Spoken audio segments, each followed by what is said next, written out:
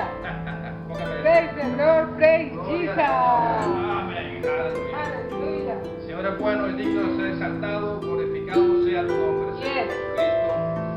Te alabamos, te glorificamos, te exaltamos, Yes. porque tú eres Dios, tú eres Rey, tú eres Señor. Amén. Aleluya. Gloria sea tu nombre. Tenemos a Facebook primero, mi niña. Praise La the Lord. camarita Praise la ponemos. Jesus. Aleluya. Yes. Facebook. Pongamos ahí, estamos poniendo las cámaras en su lugar. Muy bien, ahí está bien. Está bien, déjala ahí. Déjala ahí. Okay. Ajusta esta, Yes. la camarita. Yo ajusto Ajá. aquí. Yes. Ok, gloria a Dios. Vamos a ajustar esto bien para que todo esté centrado bien aquí. Amén. Ok, listo. Camarita hizo que, hija. Ok, venga para acá entonces. Okay. Praise the Lord. Necesito Praise aquí Jesus. a mi ayuda idónea que me ayude, por favor. Ok. Ella se llama Dulcella. María. Hello. Hola. Hola, Muy buenas bien. noches. Buenas noches. Hoy comenzamos con el estudio de la palabra en Apocalipsis capítulo 4 y 5, que vamos a continuar cuando decimos la vez pasada. Amén. Amén. Gloria a Dios. Vamos a comenzar en oración. Ok, muy bien. Oración. Sí, por favor. Muy buenas noches, el Señor les bendiga. Le damos las gracias al Señor por este día. Amén. Padre que estás en el cielo, te bendecimos, te alabamos, te damos gracias. Sí, Señor. Porque hasta aquí tú nos has traído, hasta aquí tú nos has sacado. Amén. Gracias, Señor. Perdona nuestros pecados en el nombre de Jesús. Amén. Sí, Señor. Que la sangre de tu precioso Hijo Jesucristo nos limpie, nos limpie nuestra mente, limpie nuestros labios, limpie todo Aleluya. nuestro ser. Sí, Señor. Para ahora, Dios mío, poder compartir, pero sobre todo entender tu santa palabra poderosa, Amén. maravillosa. Gracias, Señor, por tu Gracias, siervo Jesús. Oscar, que se ha dispuesto para ayudarnos, Señor, en la enseñanza de tu palabra. Aleluya. Gracias, Señor, por todos los que se conectarán, Señor, los que están conectados y los que en algún momento van a ver esta enseñanza. Les bendecimos desde ahora en el nombre de Jesús. Amén. Gloria a Dios. Amén. Gloria a Ok, Dios. bueno, Doncella, ¿nos puede decir dónde nos quedamos la vez pasada para seguir las preguntas que teníamos y contestarlas conforme a la palabra de Dios en el libro de Apocalipsis, Revelación? Sí. Muy bien. Bueno, la vez pasada, del capítulo 4 de Apocalipsis, estuvimos aprendiendo sobre los primeros versículos del capítulo 4, Muy bien. ¿cierto? Es decir, vimos... Aunque, ¿cuál fue la pregunta específica? ¿A dónde terminamos? ¿Cuál pregunta Sí. terminamos? Sí, la pregunta específica en la que terminamos fue en la pregunta número 3, Ah, muy bien. ¿cierto? Pero comenzamos viendo Sí. desde el versículo 1, Ok. ¿sí? Preguntas como ¿quién en el cielo tiene la voz como de trompeta? Luego la segunda pregunta, ¿qué simboliza el aspecto semejante a una piedra de jaspe, Ajá. de cornalina, Muy bien. en el que está sentado en el trono? Muy bien. Y la tercera pregunta con la que finalizamos, ¿qué simboliza el arco iris que está alrededor del trono? Muy bien. Eso está en el versículo 3 Ok. del capítulo 4 de Apocalipsis. Y nosotros llegamos a contestar todas esas preguntas conforme a la misma palabra. Ya, y vamos ahora a la pregunta número 4, ¿verdad? Sí. ¿Qué es lo que nos dice la pregunta número 4 para Entonces, comenzar ahí? La pregunta número 4 nos dice, ¿qué simbolizan las 7 antorchas de fuego? Ok.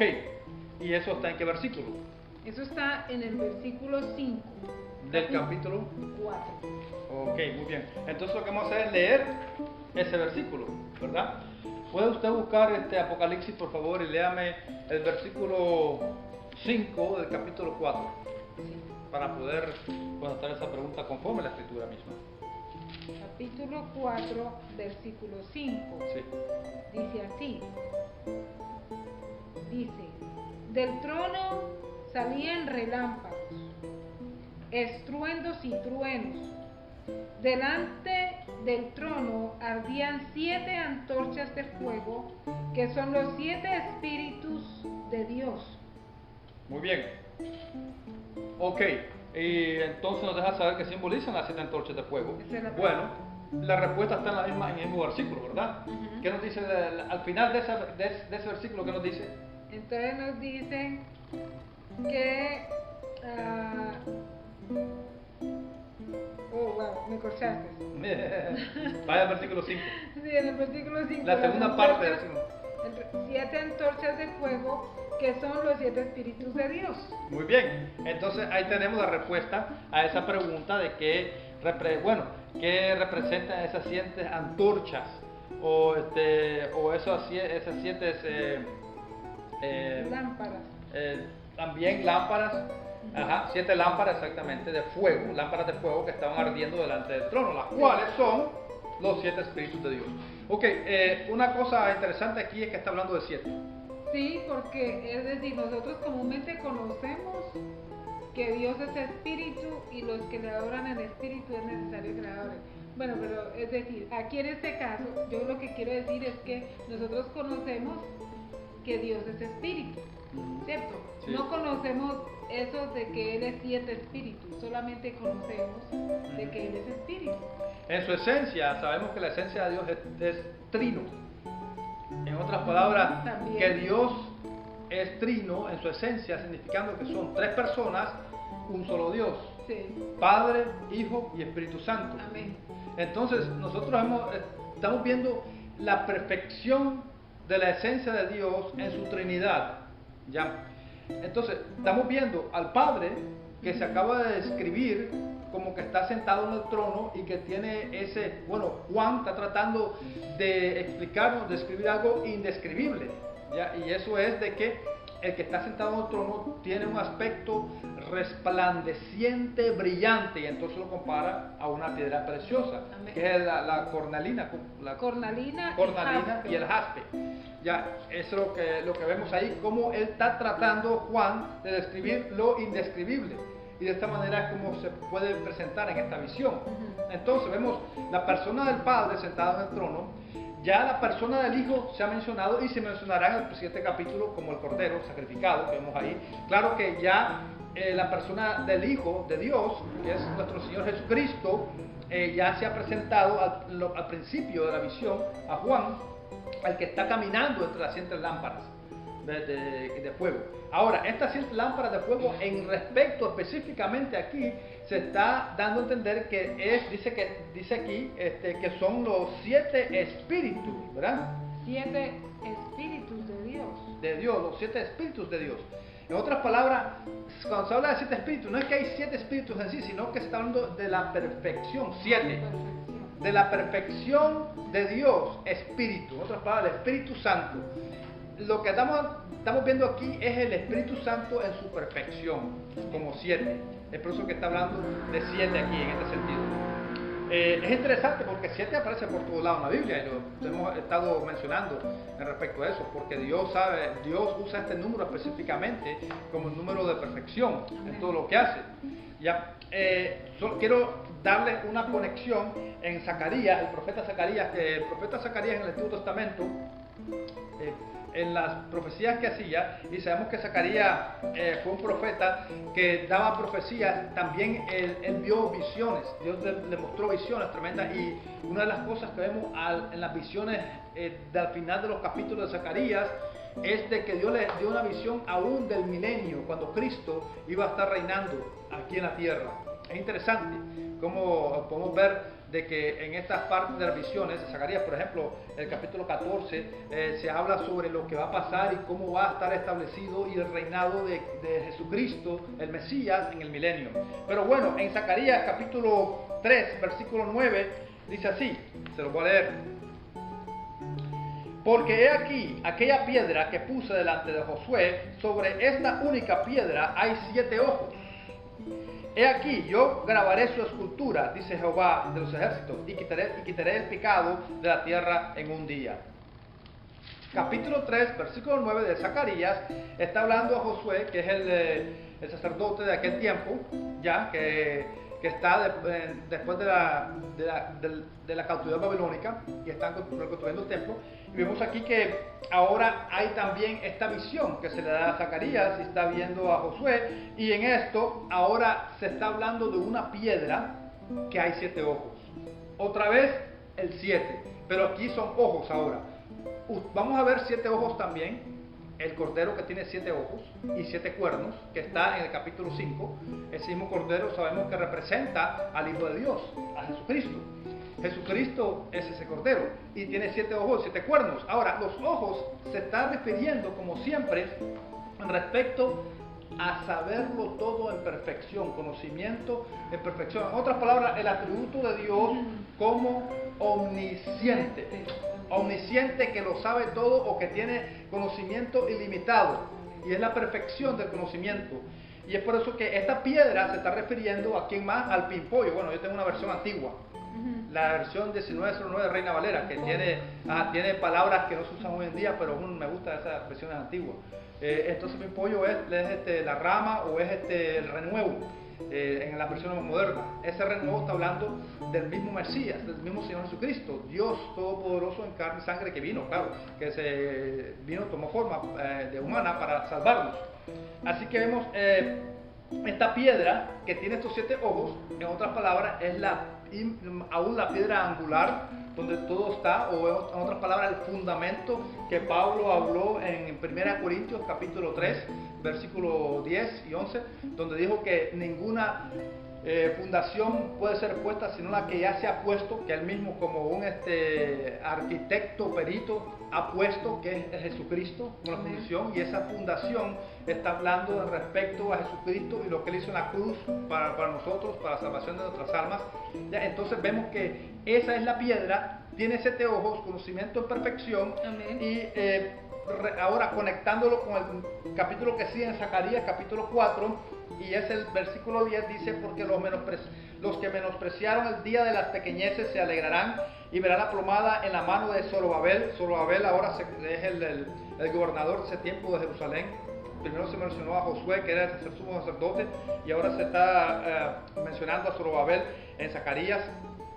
Y entonces aquellas 7 son los ojos de Jehová que recorren por toda la tierra, en el versículo 10 del capítulo 4. Amén. Otra vez 7, ahora está refiriendo a los ojos, estando la explicación que son los ojos de Jehová que recorren por toda la tierra. En otras palabras, es la perfección del conocimiento de Dios. Jehová, sabemos que es Yahweh, que es Dios Todopoderoso. Sabemos que en el Antiguo Testamento el nombre de Dios es Jehová, que es el mismo Yahweh, la misma cosa.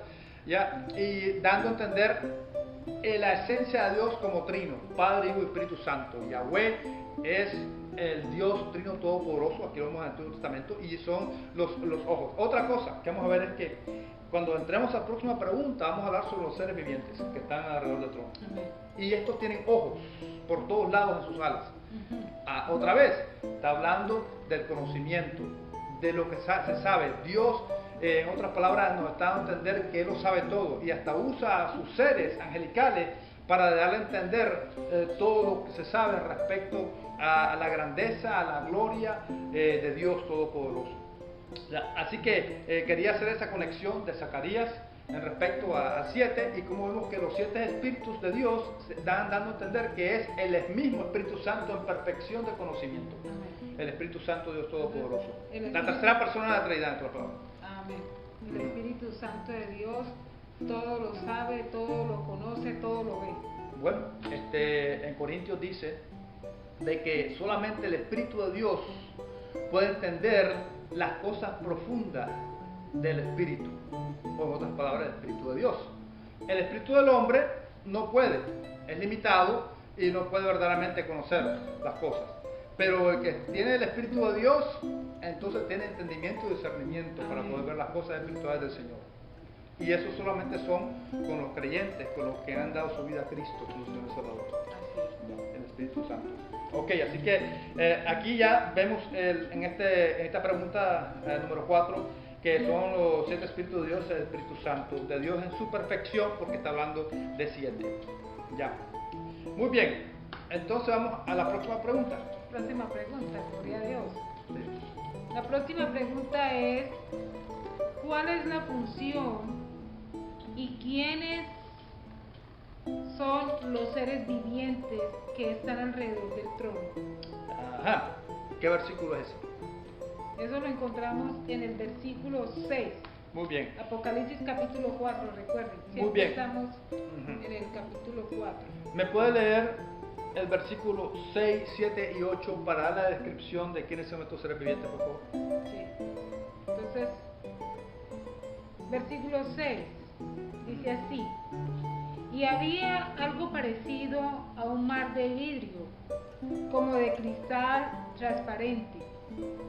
En el centro, alrededor del trono, habían 4 seres vivientes, cubiertos de ojos por delante y por detrás. Ojos, delante y detrás. Ok, siga. El primero de los seres vivientes era semejante a un león, el segundo a un toro, el tercero tenía rostro como de hombre, el cuarto era semejante a un águila en vuelo. El 8. El 8. Cada uno de ellos tenía 7 alas y estaba... ¿7 o 6? 6, perdón. Okay. 6 alas. Sí, porque yo sé que tienen 6, no 7.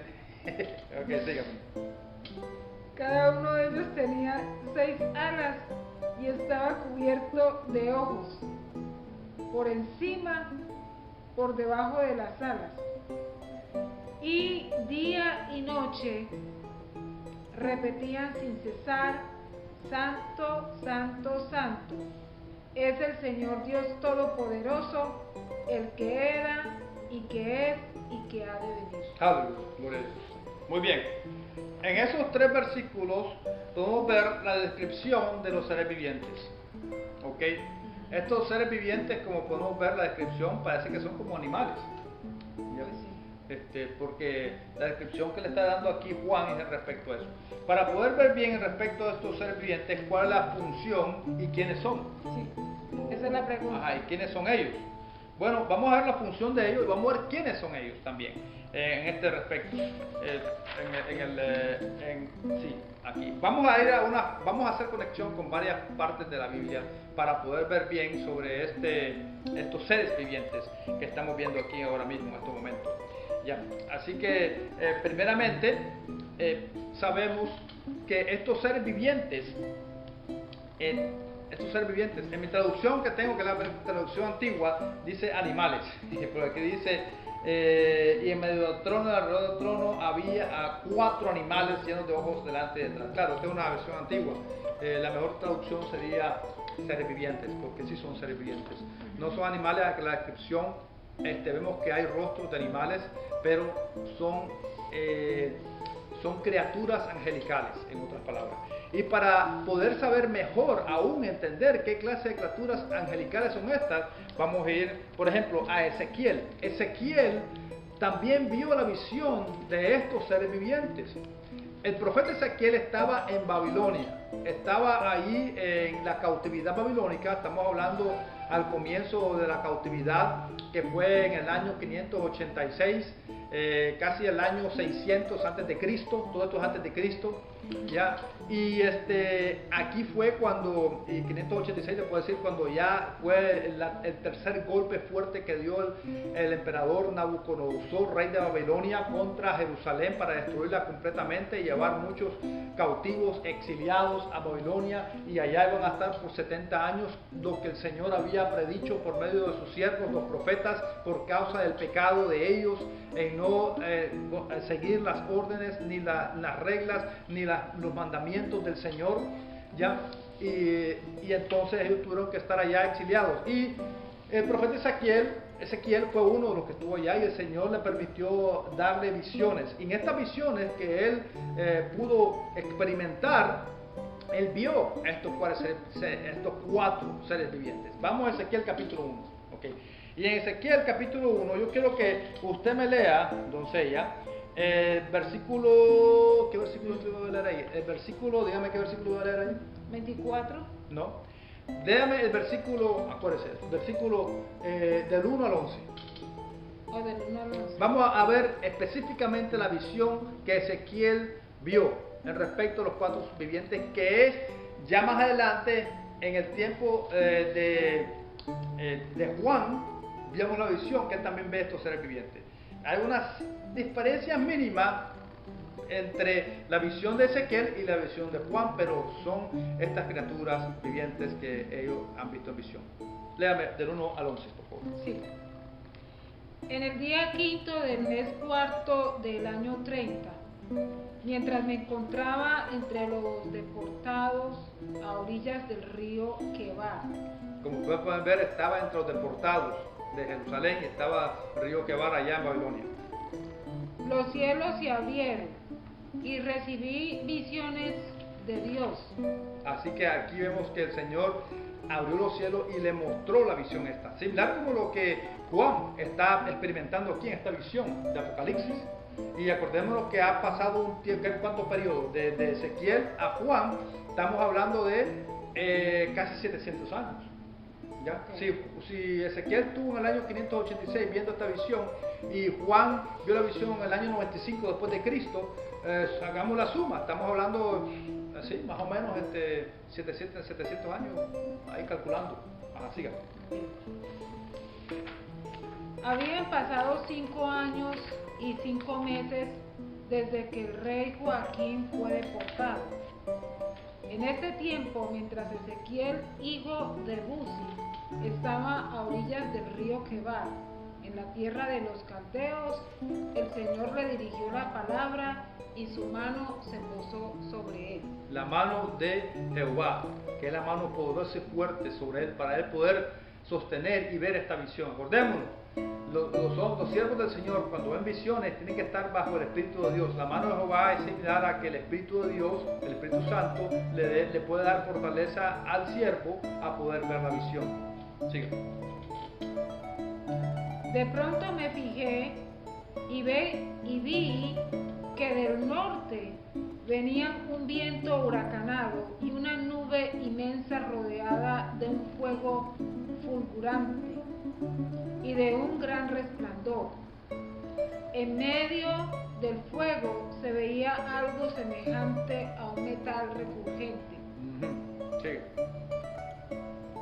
También en medio del fuego vi algo parecido a 4 seres vivientes. 4 seres vivientes. Aquí vemos otra con los seres vivientes que vio Juan más adelante. Siga. Cada uno de los cuales tenía 4 caras y 4 alas. Sus piernas eran rectas y sus pies parecían pezuñas de ternero y brillaban como el bronce bruñido. Bien. En sus 4 costados, debajo de las alas, tenían manos humanas. Estos 4 seres tenían caras y alas, y las alas se tocaban entre sí. Cuando avanzaban no se volvían, sino que cada uno caminaba de frente. Sus rostros tenían el siguiente aspecto. De frente, los 4 tenían rostro humano. A la derecha tenían cara de león, a la izquierda de toro y por detrás de águila. Tales eran sus caras. Sus alas se desplegaban hacia arriba. Con 2 alas se tocaban entre sí, mientras que con las otras 2 se cubrían el cuerpo. Ok, muy bien. Esa es la descripción de los seres vivientes de Ezequiel, el profeta. Y podemos ver que son similares a este otro ser viviente que acabamos de nosotros leer en Apocalipsis de Juan. La diferencia aquí que podemos ver es que los seres vivientes que vio Ezequiel tenían 4 alas, mientras que los seres vivientes que vio Juan tenían 6 alas. Esa es una diferencia que hay aquí. Ahora, ¿qué podemos ver ahí? No se sabe en realidad por qué unos tienen 4 y los otros 6. ¿Serían diferentes seres vivientes? Yo personalmente no creo. Yo creo que son los mismos seres vivientes. Ya. Lo que pasa es que la revelación de Juan puede ser que esté más completa en respecto a la visión que vio Ezequiel. Claro que Ezequiel vio lo que él vio y le mostró el Señor lo que pudo ver en todo esto. Y acordémonos que también está tratando, los siervos de Dios, los profetas, están tratando de escribir algo indescribible. Y muchas veces como ser humano nos quedamos cortos en lo que podemos describir. Pero Dios le está ayudando por medio del Espíritu a poder dar estos términos de la manera que nosotros podamos entenderlos. Nuestro Señor Jesucristo dice que si no entendemos las cosas terrenales, ¿cómo vamos a entender las cosas espirituales? Cuando le dijo eso a Nicodemos en el capítulo 3 de Juan. ¿Ya? Y otra vez, como dijimos, solamente el Espíritu nos puede dar entendimiento y discernimiento de las cosas espirituales en este sentido. ¿Ya? Así que eso no hay mucha diferencia en eso de las alas. Ahora, una cosa sí que podemos ver aquí. Pero sí, sino que me he quedado pensando en cómo las caras de ellos cambiaban. Eso ha cogido como mi atención, ¿cierto? Okay. A ver, dígame. No, que es decir, como que de frente los cuatro tenían rostro humano. Ok, versículo. Eso está en el versículo al final del 9 okay. o del 10. Okay. Sus rostros tenían los siguientes aspectos. Como que de frente los cuatro tenían rostro humano. A la derecha tenían cara de león y a la izquierda de toro y por detrás de águila. Es decir, como que ellos cambiaban sus rostros. Fíjate que eso es muy interesante, porque lo que pasa es que estos seres vivientes también están representando algo tremendo. Bueno, no representando. Bueno, aquí la visión es específicamente en estos seres vivientes de un cumplimiento que ya el Señor había establecido cuando el Señor había escogido a Israel y los había sacado de Egipto como esclavos. Estamos hablando ya de siglos más atrás. Sí. De la deportación babilónica, cuando todavía estaban comenzando a nacer la nación de Israel y cuando Dios los estaba llevando a la tierra prometida, ya los estaba sacando de la esclavitud de Egipto y los iba a llevar por un desierto, y en este desierto ahora Dios les estaba dando ciertas reglas y ciertos decretos y también guías para que ellos se formaran en el desierto, y cuando estaban formados en el desierto también, y todo esto fue por el liderazgo de Moisés, acordemos, de Moisés el liderazgo, y Dios le reveló a Moisés, le dijo a Moisés de la manera en que el pueblo tenía que estar establecido y acampando en el desierto. Lo tremendo es de que habían 12 tribus, sabemos esto, ¿ya?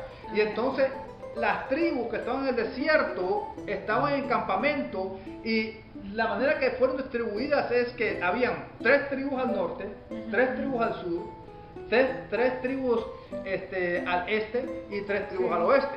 ¿Ves? Así lo podemos ver. Todo eso está, por ejemplo, en el libro de Números. El libro de Números, capítulo 2, vemos las órdenes de los líderes, de las tribus. Ustedes pueden después, en su tiempo de estudio, en su tiempo que puedan verlo, váyanse a Números capítulo 2 y pueden ver las órdenes de las tribus que estaban acampando en el desierto. ¿Ya? Y entonces vemos que en el centro de las tribus que estaban esparcidas, bueno, no esparcidas, sino que estaban bien ordenadas, distribuidas, una palabra manilla, distribuidas alrededor, en el centro estaba el tabernáculo.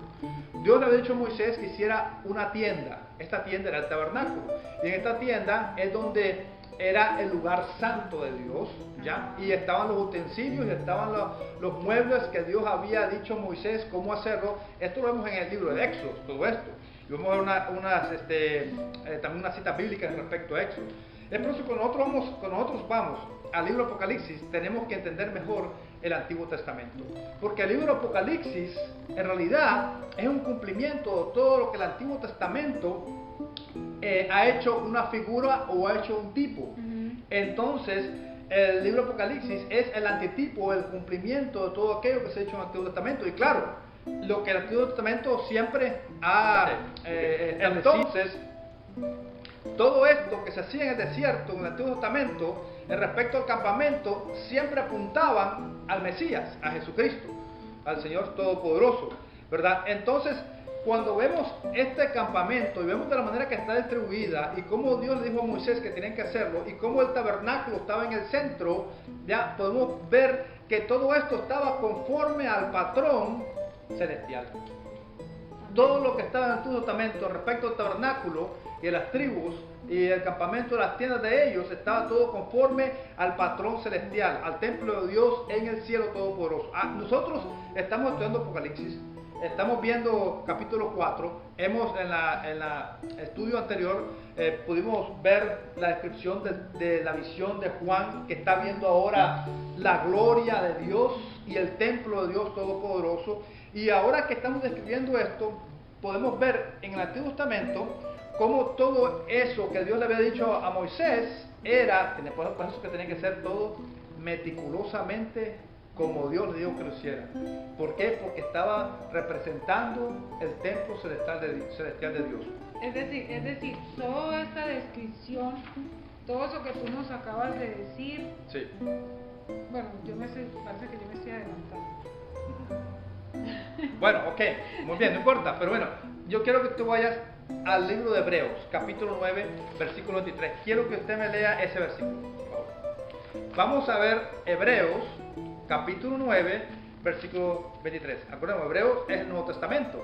Hebreos nos habla tremendamente respecto a cómo el Señor Jesucristo, el Mesías, es superior a todo lo que se había hecho en el Antiguo Testamento y que Cristo, el Mesías, es el cumplimiento de todo aquello que está en el Antiguo Testamento. Una cosa tremenda e importante es lo que nuestro Señor Jesucristo dijo, el Mesías, cuando le dijo a los fariseos: destruid este templo y yo lo reconstruiré en 3 días. Ya, claro que ellos estaban pensando al templo físico que estaba ahí. Dice, esto tomó 40 y pico de años de hacerlo y tú no tienes ni siquiera tantos años y ¿cómo vas a hacerlo?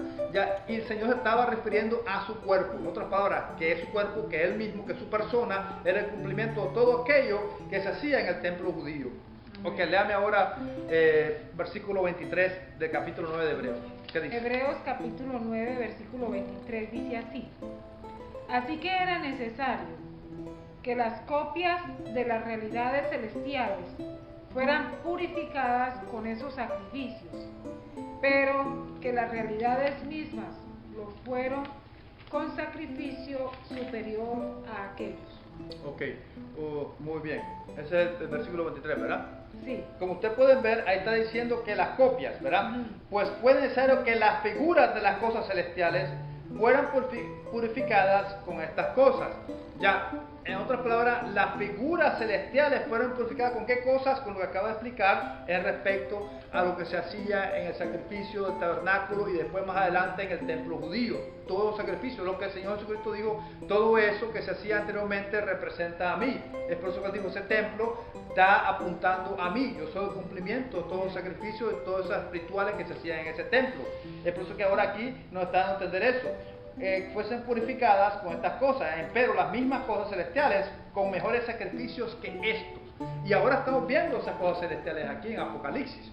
Ya eso lo estamos viendo. Es decir, que de alguna manera todos los utensilios, como tú dijiste al comienzo, los utensilios y todos los objetos, sí, que las ceremonias y los rituales que hacían, sí, que ellos usaban antiguamente con el pueblo de Israel, eso existe en físico allá en el cielo. Eso lo que pasa es que es una copia de lo verdadero en el cielo, pero el cielo está en perfección, está cumplido todo. Por eso, pero eso está tangible allá. Claro, en el cielo, con el templo de Dios. Ya el templo de Dios en el Apocalipsis nos da a entender eso. Ya lo que en el templo de Dios, en el cielo, es en perfección, todo está cumplido por medio de nuestro Señor Jesucristo. Aquí todavía tenía que llevarse a cabo para cumplirse lo que el Señor quería hacer. ¿Para qué? Para la salvación del ser humano. Todo esto es por amor de Dios hacia nosotros, los pecadores, para que nosotros podamos ser otra vez reconciliados con Dios por medio del Evangelio. En otras palabras, todo lo que se hacía en el tabernáculo, los sacrificios y todo eso, es el Evangelio. El Evangelio se puede decir de una manera oculta, en el sentido de que todavía estaba como no completamente revelada hasta que vino Cristo. Cuando vino Cristo se cumplió eso y ahora sí se ha revelado todo nuestro Señor Jesucristo. Por eso que cuando nosotros leemos el Nuevo Testamento, conocemos mejor todas las cosas que hacían en el Antiguo Testamento, porque Cristo es el cumplimiento de todo lo que se hizo en el Viejo Testamento, sea con el ceremonial judío del templo o del tabernáculo anteriormente, o sea de las profecías respecto a él siendo el Mesías que iba a cumplir la salvación de su pueblo. ¿Ya? Y cómo más lo podemos ver más tangible cuando el Señor manda al ángel Gabriel a decirle a una muchacha judía casta de que ella es escogida para ser la madre del Salvador, del Señor Todopoderoso. Y ella lo recibió y ella dijo que se haga conforme lo que el Señor quiere, soy sierva del Señor. Tremendo. Y cómo el Señor la bendijo a ella por eso. Ya ahí vemos tangiblemente cómo el Señor está cumpliendo lo que ya en figura y en manera de tipo se hacía en el Antiguo Testamento. Se está en el Antiguo Testamento, símbolo. Ahora aquí, realidad en Cristo Jesús. Y que lo cumplió completamente en la cruz del Calvario. Y eso que vamos a ver ahora en el tabernáculo. Por ejemplo, quiero describir respecto al tabernáculo. Acabamos de mencionar que en el libro de Números del Antiguo Testamento, cuando estaban en el desierto, los israelitas, ahí se dan las órdenes y se dan también las pautas de cómo ellos tienen que estar distribuidos en el desierto. Las tribus, perdón. Ya, y en el centro del tabernáculo. Ahora, viendo específicamente el tabernáculo que estaba en el centro, en realidad podemos compararlo, ese tabernáculo, con el trono de Dios.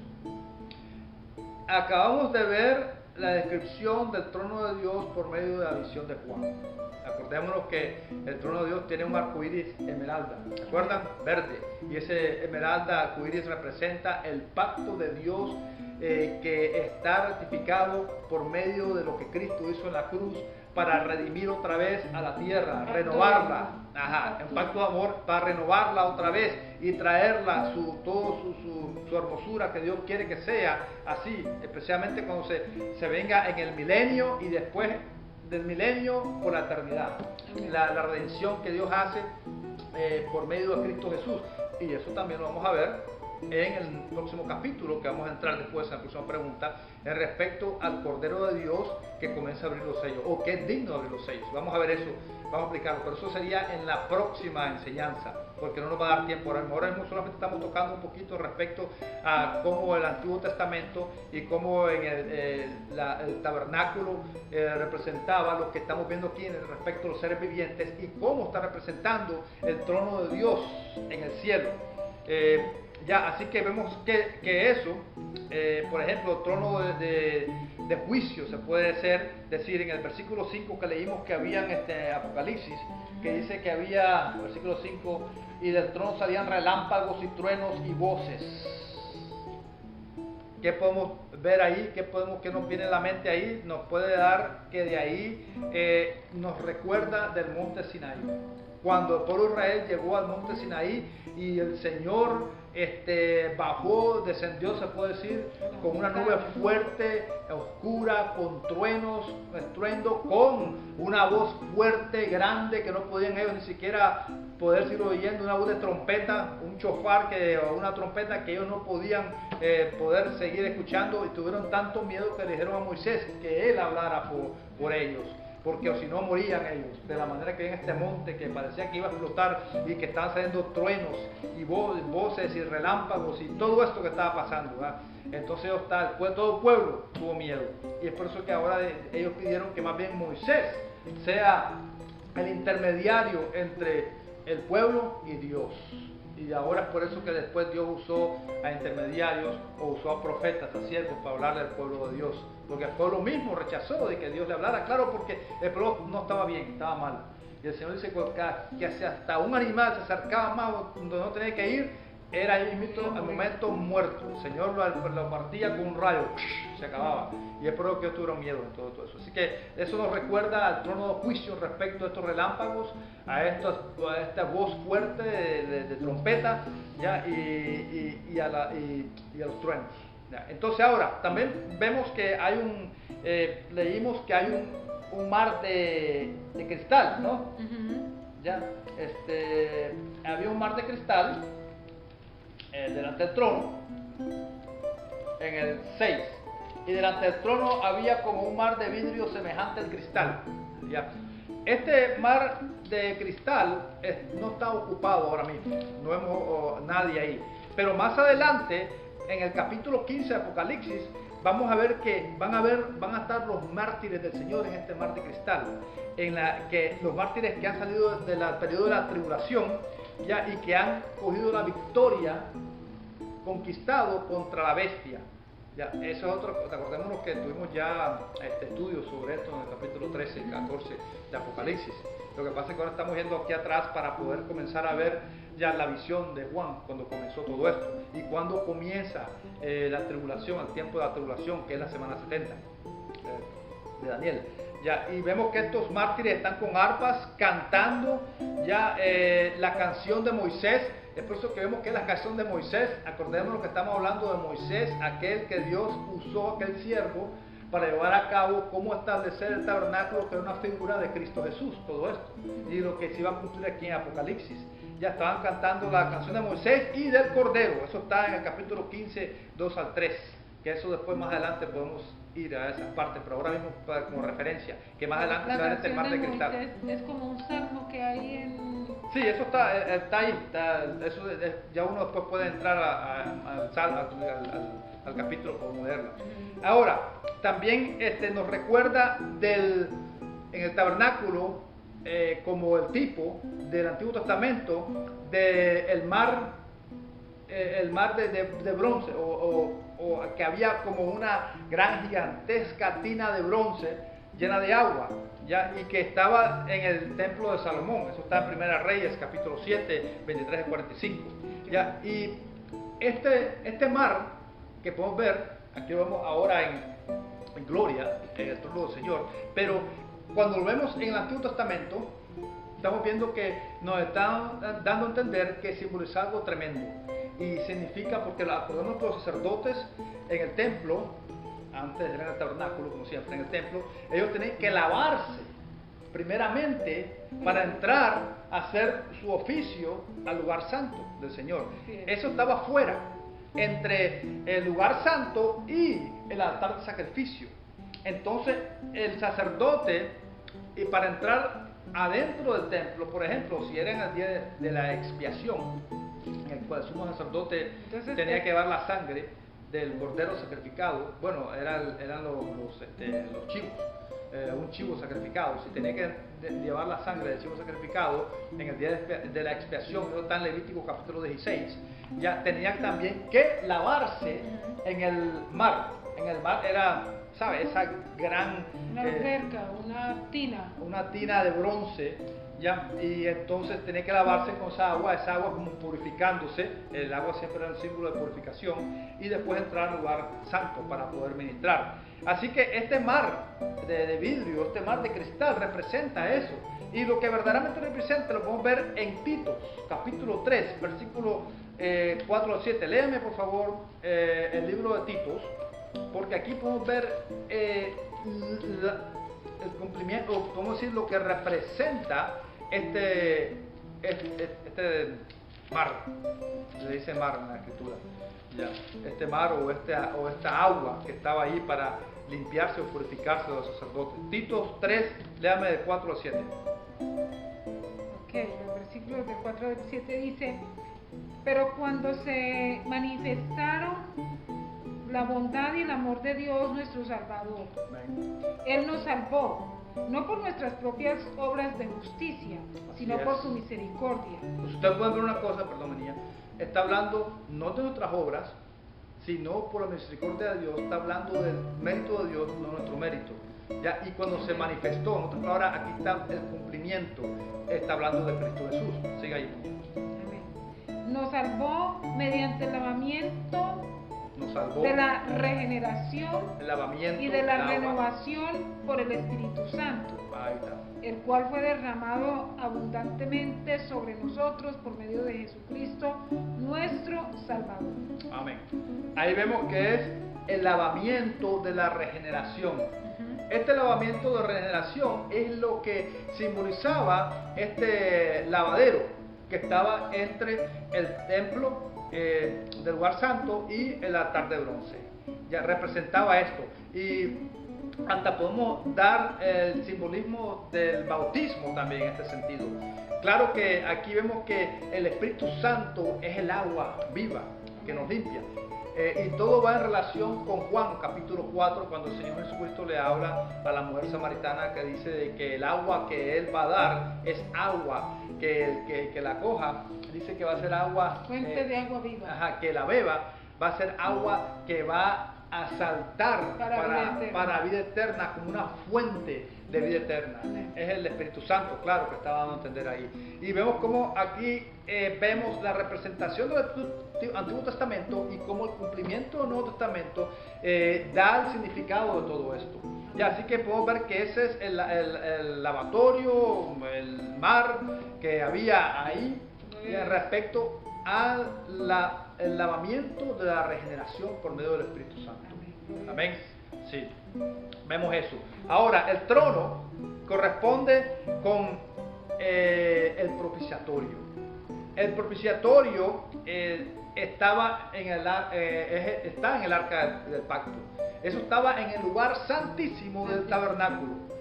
Vamos a enfocarnos en el tabernáculo, hablando cuando estaban en el desierto los israelitas antiguos, los hebreos en otras palabras, ya el tabernáculo que Dios le dijo a Moisés cómo hacerlo, y en ese tabernáculo estaba compuesto de dos compartimientos, el lugar santo y el lugar santísimo. Ahora, el lugar santísimo era muy santísimo ese lugar, porque nadie podía entrar ahí, solamente el sumo sacerdote una vez al año con la sangre del animal de expiación, sacrificado, exactamente. Entonces esa sangre se venía y se salpicaba sobre la tapa del arca, y la tapa del arca era diferente a cualquier otra cosa que había ahí, porque la tapa del arca era de oro puro y se llamaba propiciatorio, y el nombre mismo lo dice. Dios está siendo propicio hacia el pecador. La sangre que es salpicada ahí está dando a entender que la víctima ha pagado. En este caso fue un animal, fue el sustituto. La víctima ha pagado por el pecado de la gente. Pero claro, esto se hacía en el Antiguo Testamento y tiene que hacerse seguidamente, cada año. Y después, diarios hacían los sacrificios afuera, diarios también. Pero esto es específicamente cada año y se hacía año por año. Claro que hasta los judíos fallaron porque dejaron de hacer esto por un buen tiempo, por causa de sus pecados, ya, y de su obediencia al Señor. Pero bueno, este era lo que estaba pasando y lo que se hacía en el tabernáculo en el tiempo cuando iban para la tierra prometida. Ya, entonces este propiciatorio es otra cosa que vamos a ver, que en Éxodos, váyase a Éxodos capítulo 25, yo quiero que me lea las indicaciones de lo que Moisés habló en respecto a cómo tenía que hacerse el propiciatorio. Porque como estamos hablando de los seres vivientes también, con las cuatro caras, comenzamos con Ezequiel y quiénes son ellos. Para darnos a entender bien quiénes son estos seres vivientes, vamos a leer aquí en Éxodos capítulo 25, cuando Dios le dice a Moisés cómo tiene que ser el arca del pacto. Lean el capítulo 25 y va específicamente al versículo 17 al 22. Muy bien.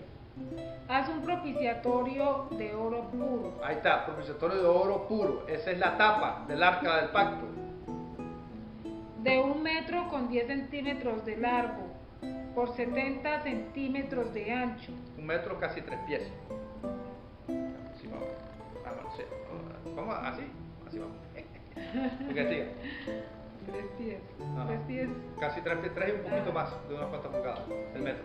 Siga. Es decir, en medidas de metro sería como. No, 1 metro es metro. Como 1 metro y un poquito más. 1 metro bien, ¿no? Una yarda y 3 pulgadas. Sí, la Linda dice que es una yarda. Una que yarda son 3 de pies. 3 pulgadas. 3 pies. 3 pies. Y unas cuantas pulgadas. Y 3 1 metro y unos cuantos centímetros. Ok. Oh. Sí. Siga ahí, mi niña. Okay. Que ya el tiempo se nos está yendo, estamos casi concluyendo es. por un momento. Y también 2 querubines de oro labrado a martillo para los 2 extremos del propiciatorio. Ok, aquí es donde quería enfocarme, que se hicieran 2 querubines en este propiciatorio. labrado, vamos a entender que está pegado con el propiciatorio, con la tapa de oro. Así que los querubines son de oro puro también. Es decir, no fue que los hicieron aparte y luego los juntaron a la tapa, sino que ellos fueron hechos con la tapa. Es decir, parte de la tapa. Fueron sí, fueron hechos parte de la tapa.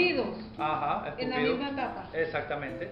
Ya, eso es de oro puro. Lo tremendo de esto es que son querubines. Ahora, la palabra querubín. Porque aquí usa la palabra labrado a martillo. Ajá, sí. Labrado. Y la palabra querubín, está hablando de querubines, la estamos escuchando ahora mismo, la palabra querubín. Querubín es también una categoría de ángeles que Dios tiene. Y los 4 seres vivientes que están alrededor del trono del Señor son querubines. Porque así como estos querubines estaban representantes ahí en el arca, estos seres vivientes, 4 seres vivientes, están alrededor del trono, no representando, pero están ahí guardando o cuidando. Estos querubines que estaban en el propiciatorio estaban cuidando y guardando. ¿Por qué decimos que son guardianes, se puede decir? Vamos ahora, termina de leerme hasta el 22 para que tengamos completo ahí esa parte. Okay. Y también 2 querubines de oro labrados de martillo para 2 extremos del propiciatorio. En cada uno de los extremos irá un querubín. Hazlos de modo que formen una sola pieza con el propiciatorio. Los querubines deberán tener alas extendidas por encima del propiciatorio y cubrirlo con ellas. Quedarán el uno frente al otro mirando hacia el propiciatorio. Muy bien, hasta llegó el 22. Muy bien. Así. Solamente llegué hasta el 20. El 20, ¿qué dice el 21-22? Ajá. Coloca el propiciatorio encima del arca y por dentro de ella la ley que voy a entregar. Que son los 10 mandamientos, estaban adentro del arca, los 10 mandamientos. Que sigan. Yo me reuniré allí contigo en medio de los 2 querubines que están sobre el arca del pacto. Desde la parte superior del propiciatorio te daré todas las instrucciones que habrás de comunicarles a los israelitas. Como pueden ver, este era el lugar donde también Moisés Dios se le revelaba también en este sentido. Y otra vez, los querubines están como guardianes aquí, porque Dios su presencia va a manifestarse, su gloria chequina, como le llamaban los judíos. Claro que esa palabra chequina no aparece en el Antiguo Testamento, sino que por tradición los judíos usan esa palabra para entender la gloria de Dios. Entonces su gloria, la chequina de Dios, se posaba sobre ahí y le daba instrucciones también a Moisés en respecto a esto. Ya, acordemos que Moisés era también en cierto sentido sacerdote, ya que era levita, y por medio de él sus hermanos eran los sumos sacerdotes que Dios estableció para el servicio del Señor. Ahora, en respecto a esto, entonces, esos querubines, aunque estaban labrados y hacían parte del propiciatorio, ahí llegaba entonces el Señor. Su presencia se posaba ahí. Ya, la presencia del Todopoderoso. Por eso que cuando la presencia de Dios muchas veces no pueden ni ministrar ya los sacerdotes, tenían que estar fuera. La presencia del Señor era tremenda, era fuerte. Otra cosa también es de que... Yo me reuniré allí contigo. Vaya ahora a Génesis capítulo 3 y para allá vamos a concluir, porque el tiempo se nos ha ido, pero vamos a concluir con este pensamiento respecto a los querubines que estamos viendo y cómo está en relación de lo que Dios nos deja saber quiénes son ellos. Okay. Génesis capítulo 3 versículo 24, léeme ahí por favor. Sí, versículo 24 dice: luego de expulsarlo, puso al oriente del jardín del Edén a los querubines y una espada ardiente que se movía por todos lados para custodiar el camino que lleva al árbol de la vida. Aquí Dios puso a querubines a custodiar el jardín del Edén y una espada ardiente para que Adán y Eva no pudieran regresar ahí. Ya, porque acordémonos, Adán pecó y por causa de eso fueron expulsados del huerto de Edén y al paraíso, en otras palabras. Y ahora el Señor puso los querubines. ¿Qué hacen ¿Qué es la función del querubín? Guardianes. Guardianes. Ellos están guardando están siguiendo las instrucciones del Dios Todopoderoso. Estos mismos querubines podemos ver que son los que están también alrededor de Dios, que tienen estas 4 caras, estos seres vivientes, que son querubines. Esta categoría de seres angelicales se llaman querubines y están ahí para la disposición del Señor como guardianes. Para lo que Él ordene. Para que Dios ordena, y usualmente son guardianes, lo que podemos ver. ¿Ya? Es por eso que la visión de Ezequiel también ve estos querubines o estos seres vivientes. Y una cosa interesante en referencia a la visión de Ezequiel es que los querubines de Ezequiel o los 4 seres vivientes están soportando el trono, están por abajo soportando el trono del Señor. Los querubines, hay otros, los querubines de Juan en la visión están alrededor del trono. Ahora, hay otra categoría de ángeles o de seres vivientes que se llaman serafines. Estos serafines los podemos ver en Isaías, el profeta Isaías capítulo 6, cuando el profeta Isaías tiene una visión de parte del Señor y el Señor le permite ver la gloria de Dios en ese sentido, en la visión. Y acordemos, todo esto tiene que ser en el Espíritu para que ellos puedan ver esto delante del Señor. Y estos serafines están arriba del trono y están volando. Ahora, estos serafines también tienen 6 alas, como los querubines que vemos aquí en los seres vivientes de Juan, tienen 6 alas. Lo tremendo de esto es que 2 cubren su cara, 2 cubren sus pies y con 2 vuelan, dice los serafines. Serafines significa, la palabra serafín es del hebreo que significa llamas ardientes. En otras palabras, es lo que el Señor dice en el libro de Hebreos también, de que Él hace sus ministros llamas de fuego. Está hablando de los ángeles. Sus ángeles o sus seres angelicales los hacen llamas de fuego. Y es por eso que son llamados serafines aquí en el Antiguo Testamento, de donde viene esto. Estos son serafines que están clamando, glorificando a Dios, diciendo: Santo, Santo, Santo. 3 veces santo es el Señor Todopoderoso. Lo mismo que decían los querubines que en la visión de Juan: Santo, Santo, Santo es Dios Todopoderoso. Entonces podemos ver que estos seres vivientes, estos ángeles, estos seres angelicales, esta categoría de diferentes seres angelicales tienen sus funciones para glorificar a Dios y para guardar, ser guardianes de lo que el Señor quiere que ellos mantengan en respecto a su santidad y todo eso. Ya, claro, no vamos a concluir ya porque ya llegamos al tiempo. Vamos a continuar en el próximo con la ayuda del Señor. Si es que yo sé que no tuvimos de estudio la semana pasada, esperemos que lo tengamos el próximo jueves. Esperemos que lo tengamos, pero de todos modos vamos a continuar con el entendimiento de quiénes son los seres vivientes, qué función tienen. Ya vimos la función que tienen, son guardianes. Quiénes son, ya vimos que son los querubines que guardan y que guardan y que están a la disposición del Señor. Estamos viendo diferentes conexiones en el Antiguo Testamento de lo que Dios nos está dando a entender con estos seres angelicales, y estamos viendo también la gloria de Dios en respecto al templo celestial en todo esto. Y acordémonos que como seres humanos quedamos cortos. Ya quedamos cortos porque Juan en el Espíritu está tratando de darnos a entender por medio de la revelación del Apocalipsis qué es lo que es. Pero una cosa es él mismo estar ahí delante de todo esto, ¿ya? Y que él mismo no puede ni contenerlo, necesita el Espíritu de Dios. Y claro, como estamos como seres humanos en este cuerpo frágil, ya necesitamos ser transformados para poder verdaderamente ver completamente la gloria del Señor. Eso vendrá cuando el Señor suene la trompeta.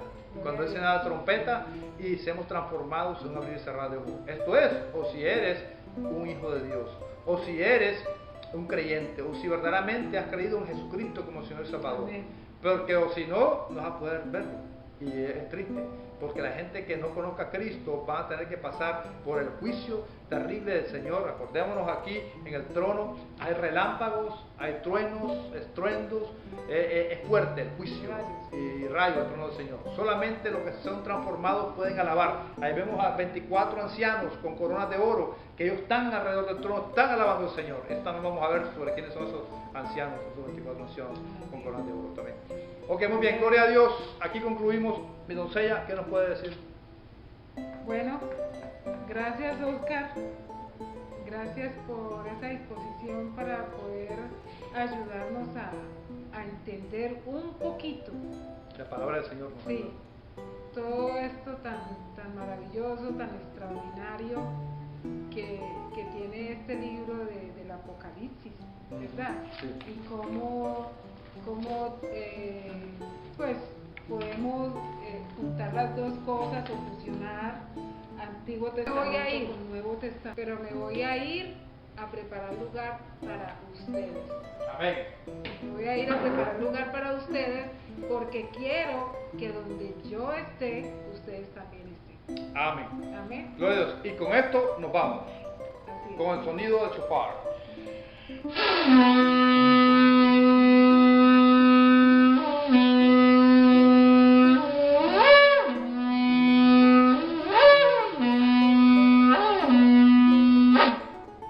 Gloria a Dios. Praise the Lord. Bendito sea el nombre de Cristo, Jesús, nuestro Señor, Mesías, Salvador. Esperemos el sonido de la trompeta, estemos listos cuando Amén. eso pase. Estemos Amén. listos para irnos con el Señor. Con el Señor nos vamos. A ver esta gran mansión, Aleluya. este lugar maravilloso. Gloria a Dios. Bendito sea el nombre de Cristo. Bueno, Dios los bendiga. Gracias por unirse a nosotros. Amén. Una feliz noche. Bye. Bye.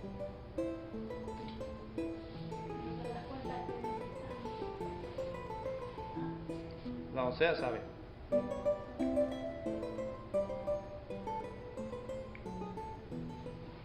Okay, bye, baby. Bye. That's good. Okay. Thank you so much. Amen. God bless you. Amén.